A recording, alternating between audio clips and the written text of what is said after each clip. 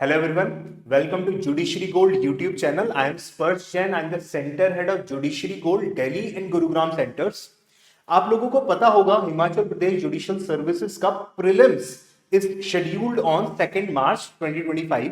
अब ज्यादा टाइम नहीं बचा है एंड आई एम श्योर कि आप लोगों ने अपनी प्रिपरेशन स्पीड अप कर दी होगी, लगातार प्रीवियस ईयर क्वेश्चन सॉल्व कर रहे होंगे.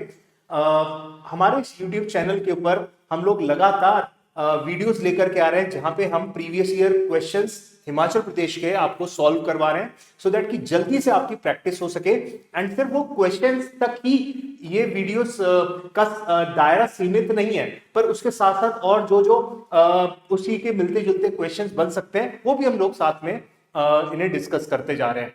आप लोग इन वीडियोस का फायदा उठाओ एंड अगर अभी तक आपने YouTube चैनल हमारा सब्सक्राइब नहीं करा है तो प्लीज उसको सब्सक्राइब करके रखो सो दैट कि आने वाले टाइम में भी लगातार हम लोग हिमाचल प्रदेश के प्रीवियस ईयर क्वेश्चंस लगातार YouTube पे सॉल्व करवाएंगे. राइट, सो स्टार्ट करते हैं. सिविल लॉ 1 के क्वेश्चंस हम लोग डिस्कस करेंगे. पर्टिकुलरली 2019 के अंदर जो नोटिफिकेशन आई थी, 2019 में जो नोटिफिकेशन आई थी उस के अंदर क्या क्या क्वेश्चंस थे फटाफट देखते हैं सिविल लॉ 1 के. एंड मैं आपको सजेस्ट करूंगा क्वेश्चन जैसे मैं पढ़ूं साथ साथ अपने माइंड में इसके आंसर को समझते चलना कि हाँ इसका आंसर ये है, सो दैट आप उसको मैं अब मतलब बेसिकली आंसर मैं आपको बताऊंगा ही, बट उससे आपका रिकन्फर्म हो जाएगा और मे बी आप पेपर पेन लेकर बैठ सकते हैं एंड साथ साथ आप आंसर्स नोट करते रहेंगे जिससे कि बाद में जैसे मैं आपको आंसर बताऊं तो वो रिकन्फर्म होता जाए. राइट, सो आपकी और ज्यादा अच्छे से प्रैक्टिस हो पाएगी. स्टार्ट करते हैं सीधा क्वेश्चंस को विदाउट वेस्टिंग फर्दर टाइम. पहला क्वेश्चन फटाफट यहाँ पे पेन ओपन कर लेता हूं मैं. नंबर 1, सो 2019 का ये नोटिफिकेशन है. Right, previous year paper civil law 1 हम कर रहे हैं. 2019 का ये पेपर है जिसमें आपको सीपीसी के कुछ क्वेश्चंस मिलेंगे, एविडेंस एक्ट के क्वेश्चंस मिलेंगे and courts act, Himachal Pradesh courts act, stamp act के कुछ क्वेश्चंस मिलेंगे. टोटल 50 क्वेश्चंस आपको लोग पता ही होगा. Civil law 1, civil law 2 and criminal law, 3 अलग अलग पेपर होते हैं. हर एक पेपर में 50 क्वेश्चंस होते हैं. एक क्वेश्चन 2 नंबर का होता है, तो in total 3 paper 50 question each, total 150 questions into 2 marks, 300 number का ये पेपर होता है. ठीक है, और हर एक पेपर के बाद आई थिंक 1 घंटे के करीब कुछ आपको ब्रेक भी मिलने वाला है, तो आई थिंक वो आपके लिए बेनिफिशियल रहने वाला है. राइट, सो 2019 का पेपर देखते हैं. सिविल लॉ 1 का question number 1, if the suit is dismissed due to default of the plaintiff and if there is subsequent suit between the same parties, then the decision in the first suit, ठीक है, सो पहला वाला suit dismiss हो गया due to the default of the plaintiff. So dismissal in default जिसे बोलते हैं. ठीक है, सो क्या वो रेस जुडिकाटा बनेगा? नहीं बन पाएगा क्योंकि मेरिट्स पे तो है नहीं. रेस सब जुडिस बनेगा? नहीं बनेगा क्योंकि डिसीजन तो आ चुका है डिसमिसल का. करेक्ट आंसर क्या होगा इसका? Basically C does not amount to res judicata. ठीक है ना, does not amount to res judicata, amounts to stay of subsequent suit नहीं होगा. तो डिसमिसल इन डिफॉल्ट का ये कॉन्सेप्ट है. ऑर्डर 9 के अंदर सीपीसी में आपको ये मिल जाएगा. ठीक है, नेक्स्ट क्वेश्चन में चलते हैं. Which of the following order deals with suit against indigent person? तो indigent कौन होता है? A person who is unable to pay the court fees, जो कोर्ट फीस नहीं पे कर सकता. इसके अगर आप कॉरेस्पॉन्डिंग प्रोविजन देखें लिमिटेशन एक्ट में सेक्शन 13 में मिल जाता है. इसके अलावा सेक्शन 3 के अंदर आई थिंक 3282 करके है प्रोविजन, उसमें भी आपको लिमिटेशन एक्ट में इंडिजेंट के रूल्स मिलेंगे. पर्टिकुलरली ये सीपीसी के रिस्पेक्ट में पूछ रहा है कौन से ऑर्डर में दे रखा है, ये तो पता ही होगा. Order 33 deals with suits by indigent person. Please ध्यान रखना, सोचते चलो जल्दी अपने माइंड में सीपीसी को रिवाइज करते चलो. अब लगातार सीपीसी के क्वेश्चंस आने वाले हैं. ठीक है, okay, next question, question number 3. CPC के अंदर डिग्री कहां पे डिफाइंड है? Again very simple question. Himachal के अंदर बहुत मुश्किल पेपर नहीं आता है. यस, देखो पूछने के लिए कुछ भी पूछ सकते हैं. अब इस साल अगर मुश्किल आ गया तो मैं क्या सर आपने तो कहा था आसान आता है. मतलब प्रैक्टिस दोनों तरीके से करो, पर फिर भी आपको सुपर टेक्निकल क्वेश्चन नहीं मिलेंगे. सो मेन पोर्शंस का अच्छे से रिवाइज करो. ग्रे एरिया से कम क्वेश्चंस आते हैं. हाँ, जजमेंट्स जरूर पूछी जाती हैं, पर वो भी ज्यादातर जो जजमेंट्स होती है सारी लैंडमार्क जजमेंट्स होती हैं. ठीक है, और वैसे भी आपको 300 में से 300 नंबर तो लाने नहीं है ना। ये टारगेट, ये safe score what I believe should be around 250 से 260, 250 260 के करीब आ गए। आई थिंक आपका प्री निकल जाना चाहिए।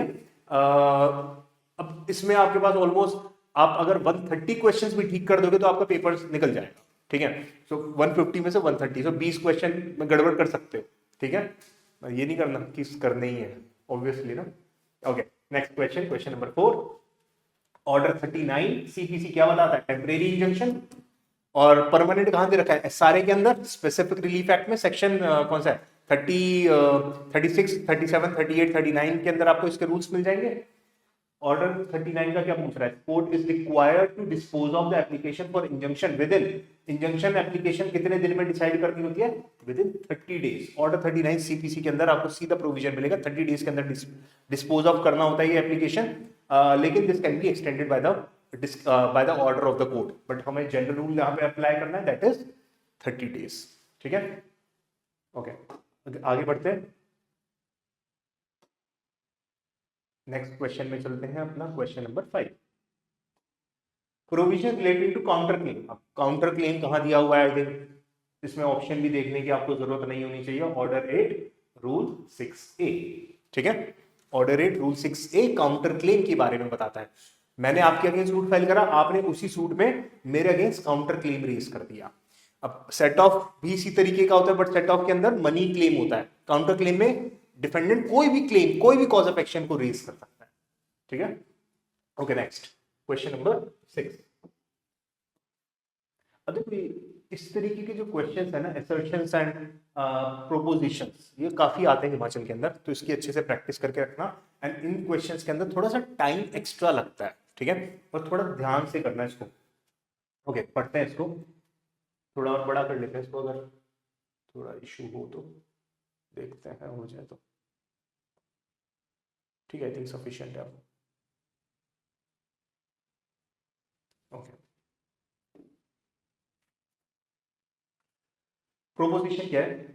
No suit shall lie challenging the validity of a decree passed in a former suit between the same parties litigating under the same title on any ground based on the objection as to the place of suing। कह रहा farmer suit के अंदर अगर degree पास हो गई है, suit shall not lie challenging the validity of a decree, मतलब उस डिग्री की वैलिडिटी आप इस ग्राउंड पे चैलेंज नहीं कर सकते on any ground based on objection as to the place of suing, कि उस कोर्ट की ज्यूरिडिक्शन नहीं थी, इस ग्राउंड पे आपने एक और सूट फाइल कर दिया। ऐसे नहीं कर सकते। कहां दे रखा है? सेक्शन 21 कैपिटल ए के अंदर दे रखा है ना। फॉर्मर सूट पहले ओरिजिनल सीपीसी के अंदर रेज जुडिकाटा में कवर होता था, पर इसको 21 ए के अंदर अब इंसर्ट कर दिया गया। सेकंड प्रोपोजिशन क्या है? Former suit means a suit which has been decided prior to the decision in the suit in which the validity of the decree is questioned। Formal suit कौन सा होता है? वो which has been decided prior to the decision in the suit in which the validity of the decree is questioned, ठीक है। सो formal suit कह रहा है वो होता है जिसके अंदर पहले डिसीजन आया, ये भी सही कह रहा है। Date of institution is material factor in deciding formal suit, obviously नहीं। किस दिन सूट इंस्टीट्यूट हुआ है उससे क्या फर्क पड़ेगा, ठीक है। फर्क ये पड़ेगा डिसाइड कौन सा पहला हुआ, तो इसका मतलब first and second propositions are correct and third proposition is false, incorrect। तो ऑप्शन कौन सा होगा इसको? ठीक देखो, 4 ऑप्शंस हैं, 1 and 2 are correct, 3 is incorrect। तो हमारा ऑप्शन नंबर 1 मतलब ए इज द राइट आंसर, ठीक है। तो इस क्वेश्चन का right answer is option number A. Question number 6 का right answer is option number A. I hope समझ में आ गया होगा कैसे सॉल्व करना है। अभी और भी इस तरीके के क्वेश्चंस आएंगे और प्रैक्टिस हो जाएगी। एक और आ गया, नेक्स्ट क्वेश्चन। अब अगेन प्रोपोजिशन दे दी, all objections with respect to the place of suing. Place of suing समझते हो ना, ज्यूरिसडिक्शन कहाँ की है? टेरिटोरियल, पेक्यूनरी ज्यूरिसडिक्शन, उसकी बात कर रहे हैं। Must be taken in the court of first instance at the earliest possible opportunity and in all cases where issues are settled at or before such settlement, ठीक है। ये बात सही कह रहा है। सेक्शन 21 के अंदर आपको इसका रूल मिलेगा। Objection with respect to the place of suing cannot be allowed after the settlement of issues। Issue settle हो गया, उसके बाद ऑब्जेक्शन अलाउ नहीं करेगा आफ्टर सेटलमेंट ऑफ इश्यूज। ये कुछ गड़बड़ लग रहा है। एक बार ऑप्शन नंबर 3 भी देखते हैं। Objection as to the competence of court with reference to the pecuniary limits of its jurisdiction may be allowed even after the settlement of issues if there has been a consequent failure of justice। तो yes, यहां पे लिखा place of staying can not be allowed after settlement of issues. एक चीज ध्यान रखना, इस court की ज्यूरिसडिक्शन नहीं है, ये आप कब बोल सकते हो? उस केस में ट्रायल कोर्ट में आप कभी भी बोल सकते हो, सेटलमेंट ऑफ इश्यूज से पहले या सेटलमेंट ऑफ इश्यूज के बाद, जजमेंट से पहले कभी भी बोल सकते हो। पर जब आप अपील में जाओगे तो सेक्शन 21 उसके ऊपर कुछ कंडीशन लगा देता है कि अगर आपने ये बात सेटलमेंट ऑफ इश्यूज से पहले बोली थी और फेलियर ऑफ जस्टिस हुआ है तो आप ये बात अपील में भी बोल पाओगे। So section 21 actually deals with the procedure of raising this ground in appeal and not with respect to trial. Trial court में आप ऑब्जेक्शन ऑफ ज्यूरिडिक्शन कभी भी ले सकते हो। तो इसका मतलब 1 and 3 are correct and 2 is incorrect. तो 1 and 3 are correct, 2 is incorrect, that is option number C is the right answer. ठीक है, C is the right answer question number 7 के अंदर। समझ में आ गया? ओके, नेक्स्ट क्वेश्चन में चलते हैं। चूज द ट्रू, वही सेम प्रोपोजिशन। देखो मैं कहा था ना बहुत सारे क्वेश्चन होते हैं प्रोपोजिशन और असर्शंस के, और इसमें एक छोटी सी मिस्टेक पूरा आंसर गलत हो जाएगा अपना, इसलिए थोड़ा सा शांति से करेंगे इसको। Where on the fixed day it is found that the summons has not been served upon the defendant in consequence of the failure of the plaintiff to pay the court fee. Court fee नहीं पे करा, समन इसलिए गया, ठीक है। The court may dismiss the suit, बिल्कुल सही कह रहा है। अगर उससे समन इसलिए नहीं सर्व हुआ क्योंकि डिफेंडेंट ने प्लेंटिफ ने कोर्ट फीस पे नहीं करी थी। ऑर्डर 7 रूल 9 के अंदर आपको मिलेगा जहां पे प्लेंटिफ हैज टू पे द कोर्ट फीस, ठीक है, for service of summons. Actually उसको प्रोसेस फी बोलते हैं।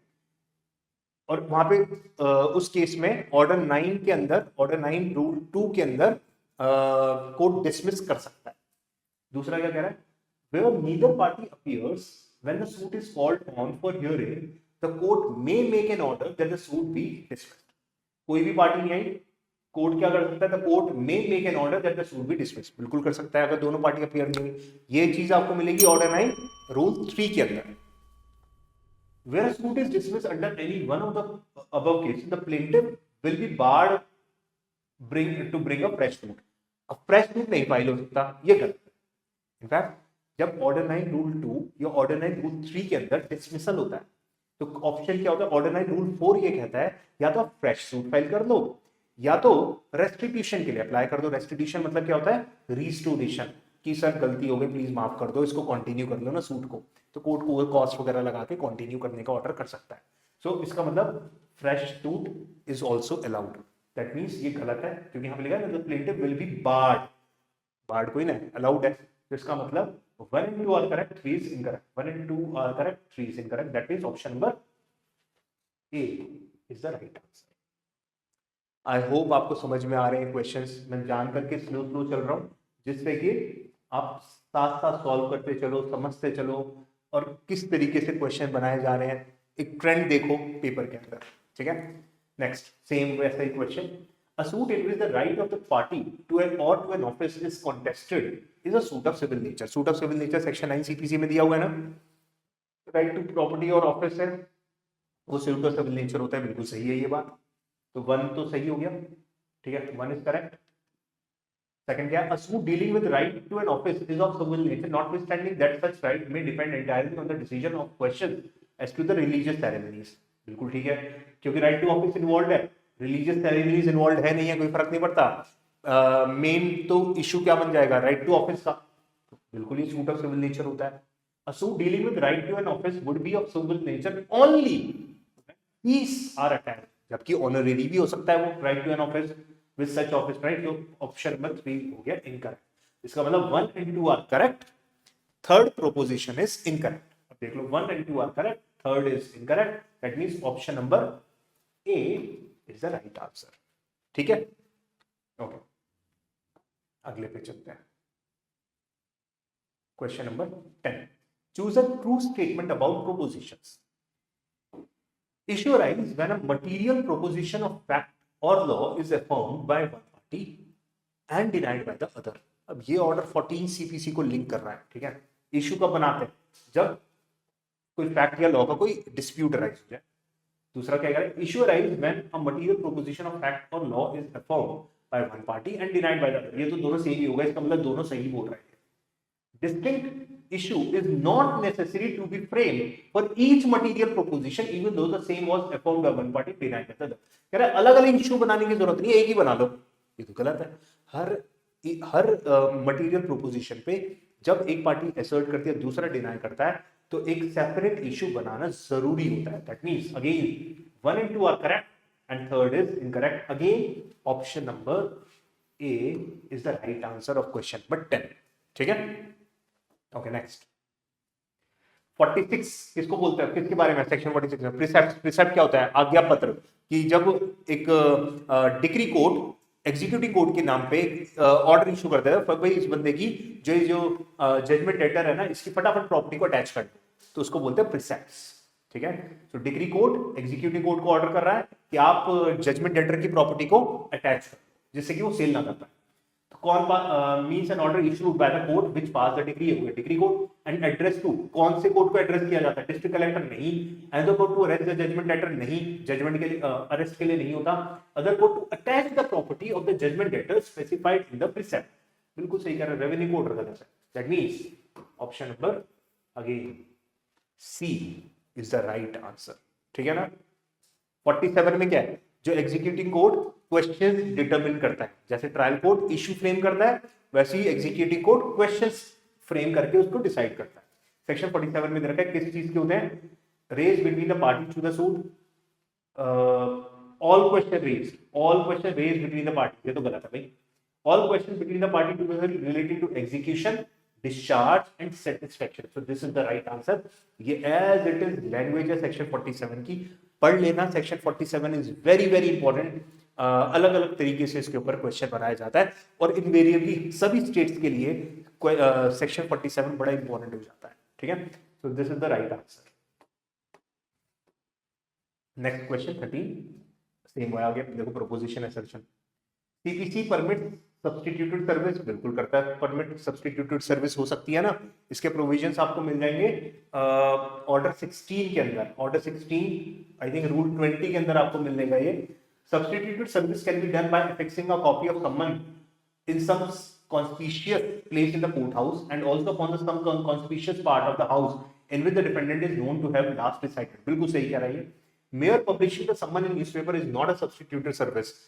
Publishing of summon in the newspaper is also kind of substituted service. Substituted service क्या होता है? जब summon लेकर के कोई गया वो एक्सेप्ट नहीं हो पा रहा तो क्या करोगे? उसको पेस्ट कर दो, चिपका दो। ठीक है, कहाँ पे? कोर्ट हाउस में, उसके घर के बाहर या न्यूज़पेपर में पब्लिश कर देंगे, कोर्ट ऑर्डर दे सकता है तो वो हो जाएगा। तो इसको सब्स्टिट्यूटेड सर्विस बोल रहे हैं। कह रहे mere publishing in newspaper is not a substituted service, not a substituted. इसका मतलब ये गलत है। तो 1 and 2 are correct and 3 is incorrect. Order number 16 आप पढ़ना, सम्मन्स टू द विटनेसेस, उसके ऊपर रूल दिया हुआ है। ठीक है, सम्मन्स टू पार्टी कहां दे रखा है? ऑर्डर नंबर 5 के अंदर आपको मिलेगा। ठीक है, वेयरएज समन टू विटनेसेस कहां दे रखा है? ऑर्डर 16 के अंदर। ठीक है, okay next question. For the purpose of filing the suit against government a mandatory notice of not less than is required to be given under section 80 CPC. कितने दिन का नोटिस देना पड़ता है? गवर्नमेंट के अगेंस्ट सूट फाइल करना है तो कितने दिन का नोटिस होता है? नोटिस होता है 2 months का। सेक्शन 80 के अंदर सीधा सीधा दिया हो 2 months का नोटिस देना जरूरी होता है। हाँ, कुछ केसेस में अगर चाहें तो बेसिकली कोर्ट की परमिशन से बिना नोटिस के लीव अगर कोर्ट से ले लिया बिना नोटिस दिए भी फाइल किया जा सकता है सूट अगेंस्ट द गवर्नमेंट। ठीक है, और इसके ऊपर अगर आप देखेंगे ठीक है, ऑर्डर गवर्नमेंट के अगेंस्ट, तो बेसिकली सेक्शन 80 तो है ही, साथ साथ आप ऑर्डर नंबर 27 को भी रिलेट कर लेना। सूट अगेंस्ट सूट बाय और अगेंस्ट गवर्नमेंट और पब्लिक ऑफिसर। ठीक है, ऑर्डर 27 को रिलेट कर लेना। तो देखो, एक तो सम्मन के लिए ऑर्डर 5 देखा हमने, उसी सम्मन टू पार्टी, सम्मन टू विटनेसेस ऑर्डर 16 के अंदर दे रखा है। ठीक है, कंफ्यूजन ये है, ये डिपेंडेंट है, प्लीज ये ध्यान रखना। सब्स्टिट्यूटेड सर्विस ये डिपेंडेंट के लिए है ना, तो ऑर्डर 5 में मिलेगा आपको इसका। ऑर्डर 5 आई थिंक रूल 20 में ही मिलेगा। ये सब्स्टिट्यूटेड सर्विस ऑर्डर 5 में यहाँ पे मिलेगा। ठीक है, सो क्वेश्चन नंबर 13 में ऑर्डर 5 लगेगा। विटनेस वाला होता है ऑर्डर 16 के अंदर, ठीक है। और इंडिजेंट वाला भी हमने पढ़ा था, इंडिजेंट के लिए कहां दे रखा है, ऑर्डर 33 में दिया हुआ है रूल्स, ठीक है। और गवर्नमेंट के लिए कहां दिया हुआ है, ऑर्डर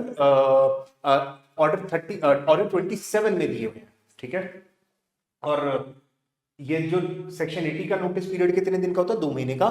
क्या ये एग्जाम्प्ट कर सकता है कोर्ट, बिल्कुल कर सकता है, डिस्क्रिशनरी पावर है कोर्ट की, सफिशिएंट कॉज देना पड़ेगा उसके लिए, ठीक है। Next question number 15, in a civil suit parties are required to submit list of witnesses whom they propose to call either to give evidence or to produce document on or before such date as the court may appoint. तो basically ये लो, ये order 16 पे ही आ गया। Order 16 के rule 1 में दिया हुआ है कि पार्टीज को अपने कौन कौन से विटनेसेस को, डॉक्यूमेंट्स को बुलाना है, उसकी लिस्ट फाइल करनी पड़ेगी। लिस्ट ऑफ विटनेसेस, किन किन को सम्मन करे कोर्ट, लिस्ट ऑफ विटनेसेस ये फाइल करनी पड़ेगी दोनों पार्टीज को। कहां पे दिया हुआ है, ये दिया हुआ है ऑर्डर 16 के रूल 1 के अंदर, ठीक है। कितने दिन में फाइल करनी है, within 15 days from the date of settlement of issues. That means option number A is the right answer, ठीक है। ध्यान रखना, इंपॉर्टेंट चीज है। दोनों पार्टीज अपने अपने लिस्ट ऑफ विटनेसेस फाइल करेंगे, जिससे कि कोर्ट को पता हो कि कौन किन विटनेसेस को मुझे सम्मन करना है। और मैंने बताया सबमिनिंग टू विटनेसेस का होता है ऑर्डर 16 के अंदर, तो ऑर्डर 16 के ही रूल 1 में लिस्ट ऑफ विटनेसेस होगा। भाई जब लिस्ट होगी तभी तो कोर्ट सम्मन करेगा ना, सिंपल है। तो इसलिए रूल 1 तो लगना ही लगना है यहाँ पर, ठीक है। ओके, नेक्स्ट क्वेश्चन में चलते हैं। 16, it appears to a court that the evidence of Mr. X, a person confined in prison outside the state, is material in a suit. The court may make an order requiring district magistrate in charge of district to produce that person before the court to give evidence. Make an order requiring DGP of state in charge of the prison to produce that person before the court to give evidence. Make an order requiring officer in charge of the prison to produce that person before the court to evidence. तो officer in charge of the prison को बुलाया जाता है। So basically order 16 capital A के अंदर मिलेगा summoning to a witness who is in prison, ठीक है। सो उसके लिए यहाँ पे हमें मिल जाएंगे रूल्स।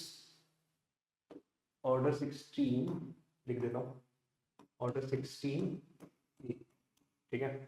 तो किसको बुलाते हैं, डीजीपी डिस्ट्रिक्ट मजिस्ट्रेट का काम नहीं है, ये है officer in charge of the prison, ठीक है। सो जेल सुपरिटेंडेंट जिसे बोलते हैं।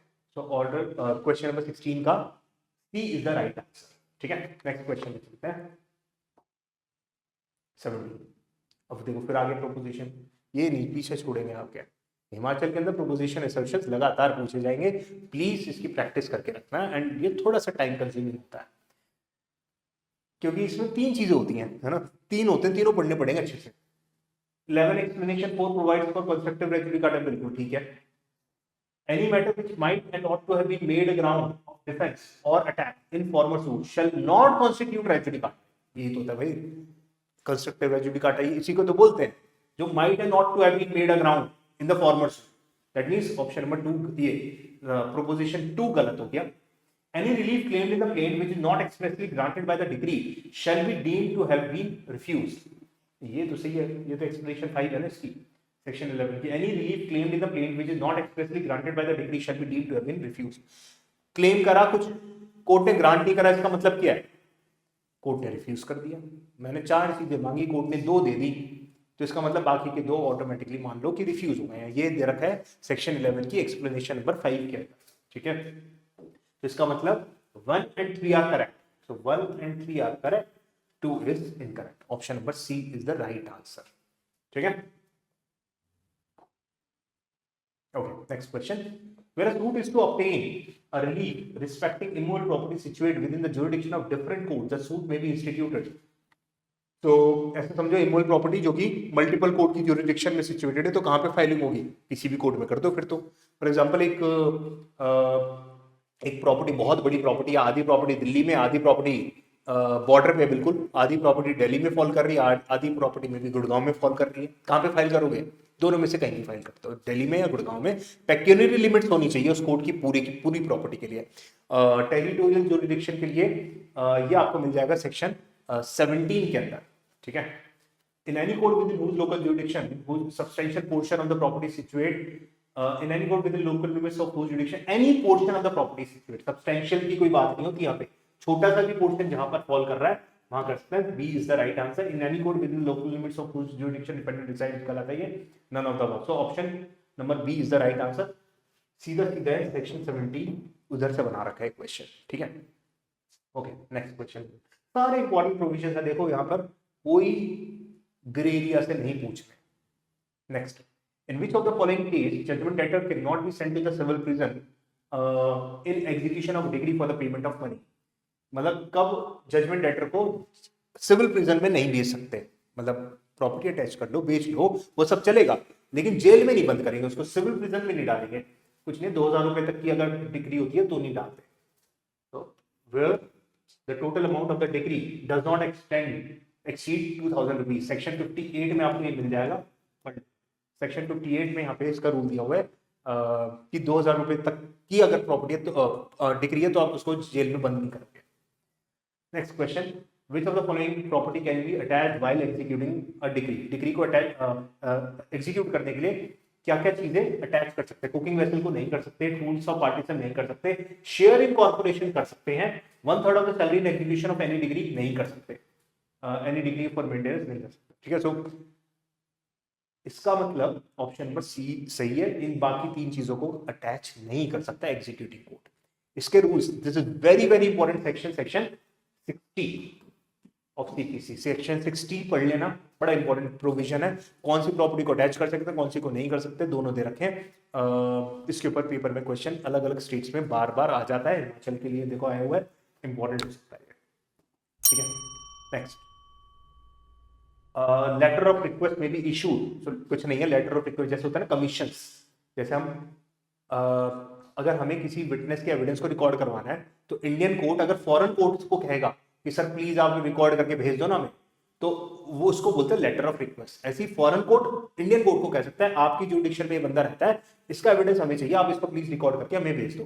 तो फॉरेन कोर्ट इंडियन कोर्ट को रिक्वेस्ट कर सकता है, इंडियन कोर्ट फॉरेन कोर्ट को भी रिक्वेस्ट कर सकता है, इसको बोलते हैं लेटर ऑफ रिक्वेस्ट। जब इंडियन कोर्ट फॉरेन कोर्ट को रिक्वेस्ट करता है, I think this should be section 77, please एक बार देख लेना, वहीं पे कमीशन के रूल्स रखे 76 77 वगैरह में, सेक्शन 77 में होगा लेटर ऑफ रिक्वेस्ट, एक बार देख लेना। फिर भी examine a witness, make a local investigation, make examine witness, बस यही तो लेटर ऑफ रिक्वेस्ट क्यों होता है, in order to examine a witness, कोई ऐसा विटनेस जो दूसरे देश की ज्यूरिसडिक्शन में रह रहा है, ठीक है।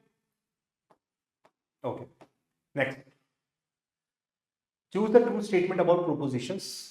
अगेन 6 ऐसा, चलो यहाँ पे अब हमारे सीपीसी खत्म हो गया, 21 क्वेश्चन, 21 क्वेश्चन से, मतलब ठीक नंबर है। अगर आप देखो तो कितना हो गया, 21 into 2 इज 42 मार्क्स का, 42 नंबर का 300 में से सिर्फ सीपीसी आया। अब एविडेंस के क्वेश्चन यहाँ से शुरू हो रहे हैं। 6 एसआरए, सॉरी ये तो एसआरए का है, एविडेंस का कहाँ से, एसआरए का है। Provide that if any person is dispossessed without his consent of immovable property otherwise than in due course of law he may by suit recover the possession thereof. बिल्कुल सही कह रहे हैं, section 6 SRA. Section 6 possession, actual possession only, नहीं actual and constructive possession दोनों included होता है यहाँ पर। No suit under section 6 shall be brought after the expiry of 6 months from the date of disposition. बिल्कुल ठीक है, 6 महीने का लिमिटेशन पीरियड दे रखा है, सेक्शन 6 के अंदर ही दिया हुआ है। तो इसका मतलब 1 and 3 are correct, 2 is incorrect. तो 1 and 3 कहाँ मिलता है, ऑप्शन नंबर सी के अंदर, तो सी इज द राइट आंसर, ठीक है। Section 6 SRA very important provision. ये छोटे छोटे जो एक्ट्स है ना, इनको तो यार रट लो, इनको तो एक भी क्वेश्चन गलत नहीं होना चाहिए इनमें से। An order pass under section 6 SRA is appealable, नहीं हो सकता, रिव्यूएबल नहीं होता, neither appealable nor reviewable, that means option number C is the right answer. तो जब सेक्शन 6 का सूट फाइल होता है और डिसीजन आ जाता है तो क्या कर सकते हो आप उस ऑर्डर के अगेंस्ट, उस जजमेंट के अगेंस्ट? आप रिवीजन में जा सकते हो या एसएलपी में जा सकते हो, स्पेशली पिटीशन सुप्रीम कोर्ट में, या फिर रिवीजन में फाइल करो, बट अपील नहीं कर सकते और रिव्यू नहीं कर सकते, ठीक है। ये सीधा सीधा सेक्शन में लिखा हुआ है। Next, 24. In which of the following case specific performance of contract is not permitted? Specific performance कब नहीं होता? Where a party to contract has obtained substitute performance, substitute performance section 20 SRA में दिया हुआ है, उसमें नहीं कर सकते। कब कब नहीं कर सकते? देखो सेक्शन 10 कहता है कब कर सकते हैं, 11 clause 2, 14 and 16 ऑफ SRA कहता है कब नहीं कर सकते। कह रहा है कि जब सब्स्टिट्यूटेड परफॉर्मेंस हो गई तो नहीं कर सकते, ठीक है। A contract that performance of which involves continuous duty of supervision नहीं कर सकते। A contract which is so dependent on the personal qualification of the party, जो पर्सनल क्वालिफिकेशन पे डिपेंडेंट है उसमें भी नहीं कर सकते। सेक्शन 14 से पूछा हुआ ये, इसका मतलब all of the above. Section 14 है सारे का क्वेश्चन है, ठीक है। फिर से रिपीट कर रहा हूं, 11 टू 14 और 16 पढ़ लेना, कब कब स्पेसिफिक परफॉर्मेंस नहीं हो सकती, कब हो सकती है, सेक्शन 10 ऐसा। Question number 25, where a contract is settlement of marriage which of the following is entitled to obtain specific performance. अगर सेटलमेंट ऑफ मैरिज का केस है तो कौन स्पेसिफिक परफॉर्मेंस का सूट फाइल कर सकता है, हस्बैंड कर सकता है, वाइफ कर सकता है, any person beneficiary entitled thereunder, वो भी कर सकता है। तो अच्छा, राइट आंसर तो फिर ऑल ऑफ द अबव हो गया ना, option number D is the right answer, ठीक। Okay next, no substitute performance under section 20 SRA shall be undertaken unless, substitute performance नहीं होगा unless the party who suffers such breach has given a notice in writing, बिल्कुल देना पड़ेगा writing में, 30 दिन का, not less than 30 days, 30 दिन का नोटिस होता है, the party in breach of contract has refused or failed to perform after the notice। मैंने आपको कहा भाई आप परफॉर्म कर दो, नहीं तो मैं किसी और से परफॉर्मेंस करा लूंगा, तो ये मेरे को नोटिस देना पड़ेगा आपको, उसको बोलते हैं सब्स्टिट्यूटेड परफॉर्मेंस, या तो आप कर लो नहीं तो किसी और से परफॉर्म करा लूंगा, यही कहा। तो 30 दिन का मैंडेटरी नोटिस होता है जो कि यहाँ पे हमें इश्यू करना पड़ता है, ठीक है। सेक्शन 20 के अंदर ये सीधे सीधे रूल्स है, इसका मतलब all of the above is the right answer, तीनों सही है। अगेन प्रोपोजिशन आ गई, evidence must be confined to the matters in issue. अब यहाँ से एविडेंस के क्वेश्चन शुरू हुए। Evidence must be confined to the matters in issue, बिल्कुल ठीक है, मैटर इन इशू तक कन्फाइंड होता है। Best evidence must be given, बिल्कुल ठीक है, बेस्ट एविडेंस देना चाहिए। Circumstantial evidences can not be admitted, ये तो बहुत बड़ा ब्लंडर है, ऐसे कैसे हो सकता है, गलत है। 1 and 2 are correct, 3 is incorrect, ठीक है। सर्कमस्टेंशियल एविडेंसेस रही तो रेलेवेंट फैक्ट्स होते हैं, रेलेवेंट फैक्ट्स को एडमिट करता ही है कोर्ट, ठीक है। Next, use the true statement about proposition. Evidence is applicable judicial inquiries, strictly inapplicable on quasi judicial inquiries, inapplicable बोल रहा है, ठीक है। In judicial proceedings, the evidence is taken on oath. 1 and 3 are correct. 2 is quasi judicial पे भी लगता है, सब पे नहीं, जैसे आर्बिट्रेशन प्रोसीडिंग्स पे नहीं लगता, ठीक है, बाकी पे तो लगता ही है। तो इसलिए जुडिशियल इंक्वायरीज में एप्लीकेबल है, एविडेंस जो है ओथ पे लिया जाता है। तो 1 और 3 करेक्ट हो गया, ऑप्शन नंबर सी आएगा इसका। Just 1 second. 1 and 3 are correct, 2 is incorrect. Which of the following is evidence though not covered by the definition of evidence? कौन सा इसमें से एविडेंस है? Admission with is evidence though not covered by the definition. Admission is a relevant fact, confession is a relevant fact, judicial notice किसी fact का लिया जाता है, demeanor of a person is an evidence of character, character को prove करता है उसका demeanor, कैसा वो कैसे अपने आप को सोसाइटी में दिखा रहा है, दैट इज demeanor। तो वो हमारा एक एविडेंस बन जाता है जिसके बारे में स्पेसिफिकली कहीं पर भी एविडेंस एक्ट में नहीं दिया हुआ। तो section option number C of question number 29 is the right answer. Next question, which of the following is a question of law as per evidence? Question of law जो law से related है, relevancy yes, law में दे रखा है ना, जैसे evidence के अंदर हमें 6 से 55 में दिया हुआ है। एडमिसिबिलिटी यस, कौन सा एविडेंस एडमिसिबल होगा, कौन सा फैक्ट एडमिसिबल होगा, एडमिसिबिलिटी और रेलेवेंसी, ये दोनों ही क्वेश्चन ऑफ लॉ होता है। इसका मतलब both of these, C is the right answer, both of these, दोनों ही क्वेश्चन ऑफ लॉ होता है, ठीक है। नेक्स्ट क्वेश्चन नंबर 31, पॉल्सस इन नूनो पॉल्सस इन ओमनिबस इंडिया में एप्लीकेबल नहीं है। पॉल्सस इन नूनो पॉल्सस ओमनिबस मतलब होता है falls in one thing falls in everything. एक छोटा सा कुछ गलत बोला तूने, सपोज एक विटनेस आया उसने कुछ भी छोटा सा कुछ गलत बोला, पूरा का पूरा एविडेंस भी उसका मान लिया जाएगा झूठ है। तो this rule is not applicable in India. इसको क्या बोलते हैं? Rule of law, rule of evidence, rule of stopper, rule of caution. It is a rule of caution, क्योंकि जब झूठ बोल रहा है इसका मतलब क्या पता सारे ही झूठ बोल रहे हैं, इसलिए इसको रूल ऑफ कॉशन बोलते हैं, ठीक है। कोर्ट बस थोड़ा कॉशियस जरूर हो जाता है, but this rule is not applicable, this not the law in India. हाँ, इंग्लैंड में इट इज एप्लीकेबल, ठीक है। So in India it is a rule of caution. Okay. About prepositions, section 6 prescribe rule, अच्छा 6 of evidence है, ठीक है। Relevancy of an evidence which is a part of the same transaction, बिल्कुल ठीक है। proximity of time, place and continuity of action are suggestive of part of same transaction, ये भी सही है। Time, place, continuity of events, यही तो चाहिए होता है ना, proximity connection, ठीक है। सो यही सब तो चाहिए होता है रजिस्ट्री के लिए। Psychological act which also form part of the same transaction, psychological चीजें भी सेम ट्रांजेक्शन का ही पार्ट होता है। दैट मीन्स 1 2 3 तीनों ही करेक्ट है, all are correct. Option number D is the right answer. अब देखो डी हो गया ना, अभी तक वैसे जो कर रहे थे या तो 1 सही हो रहा था, ऑप्शन ए सही हो रहा था, या ऑप्शन सी सही हो रहा था, ना तो बी सही हुआ कभी भी, ना डी सही हुआ।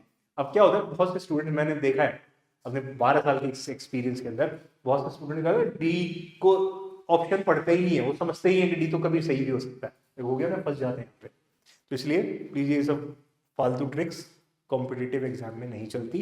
आप लोगों को लॉ अच्छे से आना चाहिए, तभी ये पेपर सॉल्व हो पाएगा। और पढ़ते रहो लगातार, अभी टाइम है, जल्दी से इसको अपनी तैयारी अच्छे से करो। पेपर बहुत, देखो बहुत मुश्किल कहाँ है, अगर आप इसको रेगुलर प्रैक्टिस कर रहे हो तो आई डोंट थिंक कि बहुत मुश्किल आपको ही लगने वाला है।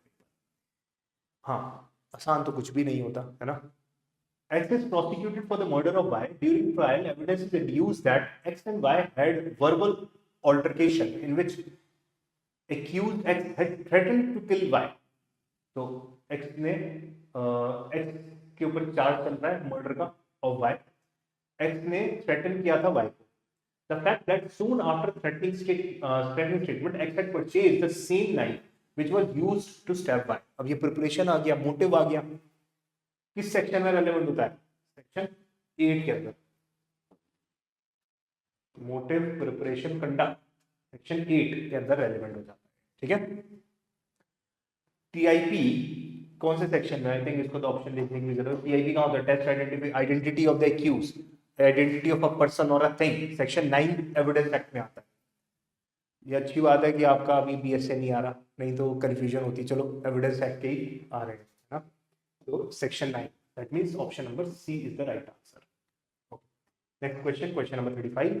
थोड़े से रह गए, फटाफट जल्दी जल्दी कर रहे हैं और इनको देखते रहो। XYZ entered into conspiracy on circuit to explode a bridge. In accordance with the conspiracy, अब यहाँ पे ना डेट इंपॉर्टेंट होगी, सेक्शन 10 ऑफ एविडेंस एक्ट को लिंक करेगा ये, ठीक है। 26 जनवरी को एक्सप्लोड करना था। However, Y was arrested on 24 जनवरी 2018. 24 जनवरी को अरेस्ट कर दिया। He made the statement to the police about the conspiracy. However, remaining 2 conspirators successfully executed the conspiracy. मतलब conspiracy 2 लोगों के बीच में चल रही थी, जब इसको अरेस्ट करा, Y is no longer a conspirator. Later on, the remaining 2 conspirators were also arrested. Various provisions of IPC में trial चला. During the trial, prosecution reasonably established the fact of conspiracy between XYZ to explode the said bridge. In this reference, which of the following fact is relevant under section 10? A letter written by X to Y on 20 दिसंबर 2017, जब conspiracy start ही नहीं हुई थी, section 10 में नहीं fall करेगा, क्योंकि section 10 तब लगता है जो कॉन्स्पिरेसी 2 लोगों के बीच में स्टार्ट हो चुकी है। Confession made of Y to the police officer on, अब Y is no longer a conspirator, section 10 again will not apply, ठीक है, क्योंकि सेक्शन 10 में सिर्फ कॉन्स्पिरेटर की स्टेटमेंट ही रेलेवेंट होती है। सेक्शन 10 का पूछ रहा था सेम से। Confession made of Z to the police officer on 30 January 2018। अब जब अरेस्ट हो चुके हैं, ऑफेंस भी हो चुका है, उसके बाद कॉन्स्पिरेसी एंड हो गई है, डिस्चार्ज हो गया, ठीक है। तो again this is also not relevant under section 10। And email send by Y dated 16 January 2018। देखो दिसंबर 26 के बाद स्टार्ट हुआ और इनका इसका पहला अरेस्ट हुआ था 24 जनवरी को। तो इस बीच में कोई स्टेटमेंट दी है, ईमेल है, Y ने दिया है to the supplier of explosive. This is relevant and admissible under section 10. ये section 10 में relevant हो जाएगा, admissible हो जाएगा, ठीक है। समझ में आ गया ना। सेक्शन 10 में बेसिकली कॉन्स्पिरेटर की स्टेटमेंट रेलेवेंट होती है, जब कॉन्स्पिरेसी स्टार्ट हो गई हो तब उसने कोई स्टेटमेंट दी हो, ठीक है, और कॉन्स्पिरेसी एंड होने से पहले स्टेटमेंट दी हो। Next, section 11 provides reciprocity clause for relevancy, सही है। Section 11 is based on general theory of relevancy, general theory of relevancy है, ये भी ठीक है।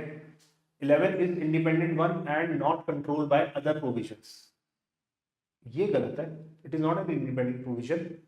1 and 2 are correct and 3 is incorrect. Section 11 जो कि रेसिड्यूअल प्रोविजन का काम करता है, ठीक है।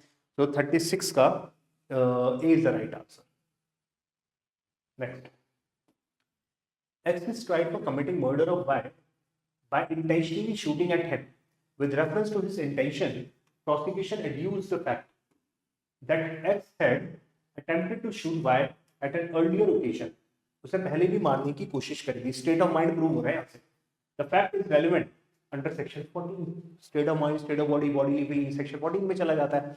एक्सीडेंटल है या इंटेंशनल है वो सेक्शन 15 में चला जाता है.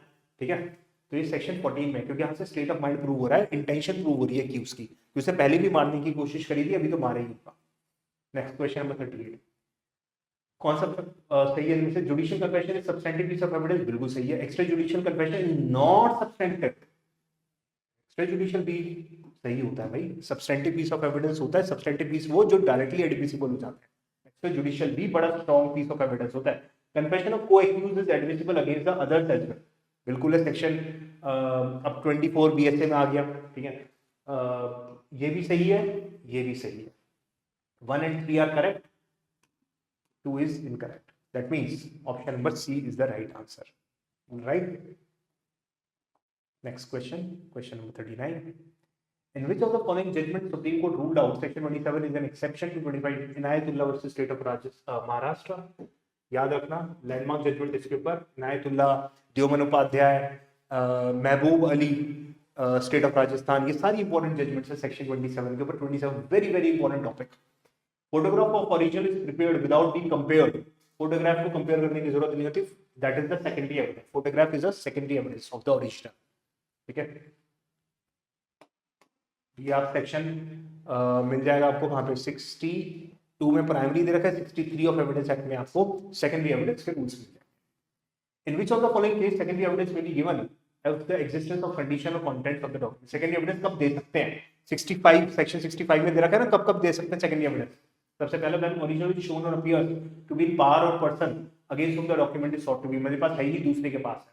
When the original is shown or appears to be in possession or power of the person out of the reach of court. India के बाहर जा चुका, इंडिया के बाहर जा चुका है. When the original is shown or appears to be in possession or power of the not subject to the process of court. वो कोर्ट के प्रोसेस से बाहर जा चुका है. इन चारों के अंदर, इन तीनों के अंदर ही सेकेंडरी एविडेंस अलाउड है. Section 65 of Indian evidence act में इसके रूल्स आपको मिल जाएंगे. ठीक है, I am not referring to corresponding sections of BSA, क्योंकि अननेसेसरी आप कंफ्यूज हो गए, क्योंकि अभी हमें 2 मार्च तक तो एग्जिस्टिंग क्रिमिनल लॉ, मतलब पुरानी वाली क्रिमिनल लॉज को ही रेफर करना है. ठीक है, okay. X is charged with traveling on a railway without a ticket. The burden of proving that X had a ticket is on. But मेरे पास टिकट है तो कौन बताएगा? मैं ही बताऊंगा ना, क्योंकि मेरी नॉलेज में है. मेंटल फैक्ट है. 106 section 106 of Indian evidence act में मिलेगा आपको. Is upon X preponderance of probability, क्योंकि ऑपोजिट पार्टी है तो इसलिए preponderance of probability. Answer number option B is the right answer. 106 के अंदर ये फॉल करेगा. Plea of alibi can be established. Plea of alibi कहां होता है? Section 11 of Indian evidence act.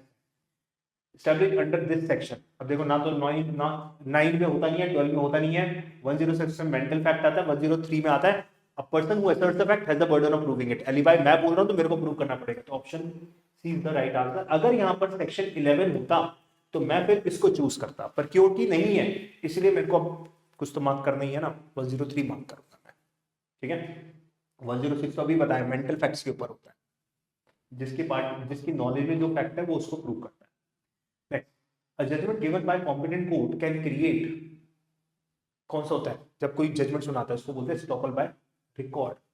Simple सा क्वेश्चन देखो, estoppel by record. Option number A is the right answer. Estoppel by deed अलग चीज होती है, रिसाइटल बाय अलग चीज होती है. पढ़ लेना स्टॉपल के ऊपर, बट आई थिंक अभी टाइम नहीं है. मेंस के टाइम पे इसको पढ़ लेना. ऑल्दो मेंस में भी आपको ज़्यादा टाइम नहीं मिलेगा, तो थोड़ा थोड़ा पढ़ते भी रहो मेंस के ऊपर भी. आई थिंक दिखा तो हुआ है ना नोटिफिकेशन में. I think March last week में ही तो पेपर होने वाले mains. Okay, which of the following provision of evidence deals with the leading question. Leading question कहाँ है? सीधा सीधा सेक्शन 141. लीडिंग क्वेश्चन कहाँ है? 141. Choose the true statement. Again अब प्रोपोजिशन आ गया स्टैम्प एक्ट पे. तो देखो 45 तक. अब देखो I think almost close to, देखो 21 तक तो सीपीसी थे, फिर कुछ एसआरए के क्वेश्चन थे 4-5, एंड मे बी हम 25 4-5 होंगे ज़्यादा सारे के क्वेश्चन, उसके बाद सारे ही हमें एविडेंस के क्वेश्चंस मिले। तो ऑलमोस्ट आई थिंक 15 क्वेश्चन के करीब हमें एविडेंस के क्वेश्चंस मिल गए, तो नॉट बैड, मतलब सिविल लॉ के अंदर एविडेंस के ही 15 क्वेश्चन है, नॉट बैड, आप ये कर सकते हैं, ज़्यादा कोई मुश्किल नहीं है। ओके, अब ये स्टैम्प एक्ट के हैं, सीधे सीधे से क्वेश्चन है। Under stamp act expression conveyance includes conveyance on sale, conveyance does not include an instrument by which movable property, ये गलत है। Conveyance property is transferred inter vivos, inter vivos मतलब transfer by one party to other living person to living person. 1 and 3 are correct, option number C. 2 is incorrect, ये गलत है क्योंकि यहाँ पे नॉट लगा रखा है, नॉट इंक्लूड, ठीक है, it does include. Which of the following provision got inserted in Indian Stamp Act? 6A to prescribe the provision stamp duty, 6A insert हुआ था, तो ध्यान रखना। A आप यहाँ पे इसको मार्क कर लो। Under Stamp Act, all instruments chargeable with duty executed by any person in India shall be stamped. कब स्टैम्प करना है? जब ड्यूटी पे करनी है। So basically स्टैम्प कब होगा? जब वो एग्जीक्यूट हुआ है, बिफोर एग्जीक्यूशन या स्टैम्प ड्यूटी मतलब बेसिकली कब लगानी है, बिफोर एग्जीक्यूशन या at the time of execution, दोनों ही सही है, बिफोर या एट द टाइम अलाउड है, बाद में अलाउड है।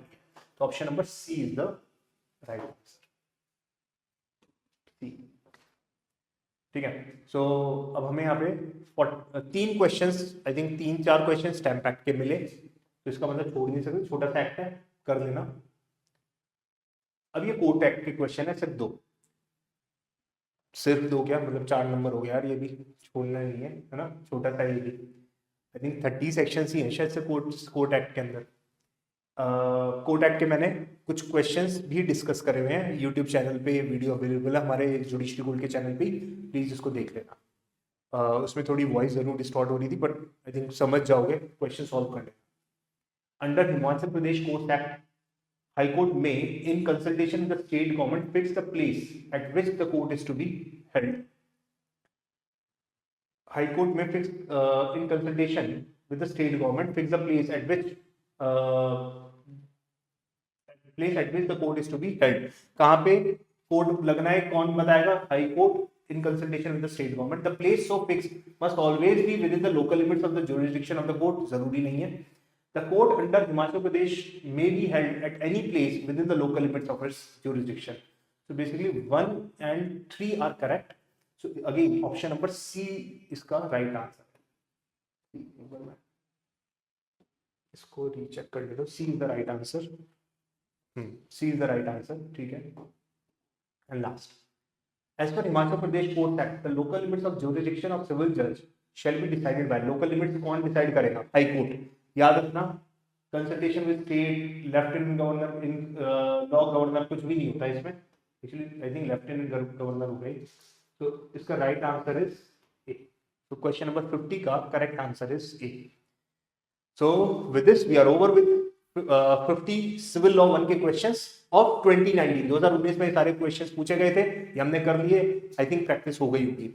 आने वाली वीडियोस के अंदर और बहुत सारे क्वेश्चंस हम डिस्कस करने वाले हैं। सो जुडिशरी गोल्ड के चैनल पे ध्यान रखना वीडियोस का, जो भी आती जाए इनको देखते रहना। Okay, thank you, best of luck, I will see you in the next video, thank you.